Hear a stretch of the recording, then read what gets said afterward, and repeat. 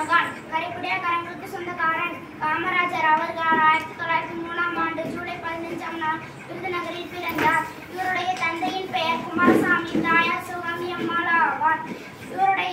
இவருடைய இயற்பெயர் காமாட்சி. இவரை அம்மா ராஜா என்று அழைப்பார். இதுவே பின்னால் காமராஜர் என்று மாறியது. காமராஜர் தனது ஆரம்ப கல்வியை தன் ஊரில் தொடங்கினார். அவர் தன் 6 வயதிலேயே தந்தையை இழந்துவிட்டார். இதனால் தான் படிப்பை தொடர முடியாமல் மாமான் கடைக்கு சென்றார். காந்திய வழியில் கடமையாற்றினார்.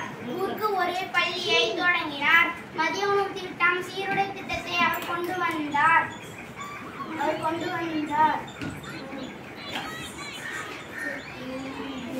அவர் எளிமையாய் வாழ்ந்தவர். அவருடைய நெறிமுறைகளை கடைபிடித்து வாழ்வோம், வளம் பெறுவோம். நன்றி, வணக்கம்.